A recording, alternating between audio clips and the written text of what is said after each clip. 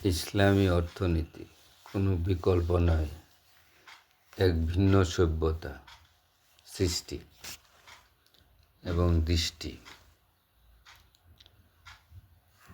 বিশ্ব আজ এক অদ্ভুত দ্বন্দ্বে দাঁড়িয়ে। অর্থনীতি এগুচ্ছে কিন্তু মানুষ পিছিয়ে যাচ্ছে। বাজার বড় হচ্ছে কিন্তু ন্যায়ের জায়গাটা সংকুচিত হয়ে যাচ্ছে। উন্নয়ন হচ্ছে ঠিকই কিন্তু দারিদ্রতা কমছে না। তাই সবার মনেই একটা প্রশ্ন জাগে, কিভাবে বেশি আয় করব? নয়, প্রশ্নটা হলো এই ব্যবস্থায় আর কতদিন? ঠিক এই সংকটের মুহূর্তে ইসলামী অর্থনীতিতে কোনো সুরগুল না তুলে নীরবে একটি কথা বলে, ভিন্নভাবে শুরু করো। ইসলামী অর্থনীতি কোনো অপশন নয়, এটা বড় ভুল ধারণা আছে। অনেকে মনে করেন ইসলামী অর্থনীতি মানে পুঁজিবাদের একটি বিকল্প মডেল। না, আসলে এটা না। ইসলামী অর্থনীতিতে কোনো অপশনাল সিস্টেম নয়, এটি একটি ভিন্ন সভ্যতা দৃষ্টি। আমরা বেশ কয়েক ধরনের অর্থনীতি দেখি, পুঁজিবাদ, সমাজতন্ত্র, ইসলামী অর্থনীতি বা আরও বিভিন্ন ধরনের অর্থনীতি। তো পুঁজিবাদ বলে সাধারণত লাভই হচ্ছে চূড়ান্ত সত্য, আর সমাজতন্ত্র বলে রাষ্ট্রই সব কিছু। কিন্তু ইসলামী অর্থনীতি বলে ন্যায়ই চূড়ান্ত। এখানে বাজার থাকবে, মুনাফা থাকবে, ব্যবসা থাকবে, প্রযুক্তিও থাকবে, কিন্তু সব কিছু থাকবে ন্যায়ের অধীন। ইসলামী অর্থনীতিতে লাভ নিষিদ্ধ নয়, অন্যায় নিষিদ্ধ। ইসলাম কখনো বলে না ধনী হওয়া হারাম, বরং বলে অন্যায়ের মাধ্যমে ধনী হওয়া হারাম। এই অর্থনীতিতে সুদ নিষিদ্ধ, কারণ এটি ঝুঁকি ছাড়াই আয়।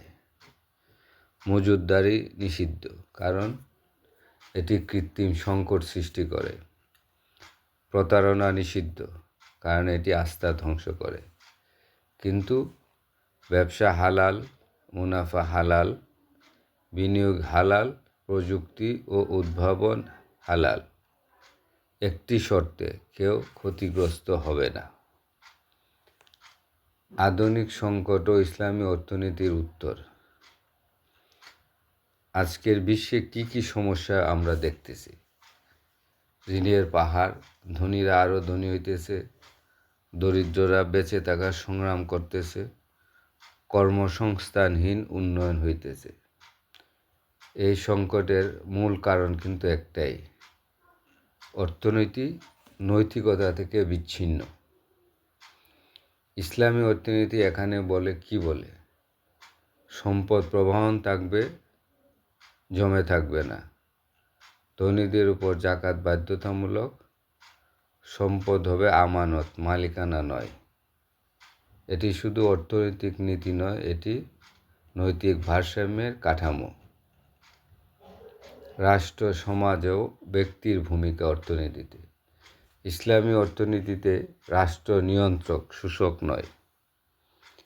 বাজার স্বাধীন কিন্তু লাগামহীন নয়। ব্যক্তি উদ্যোক্তা কিন্তু দায়িত্বহীন নয়।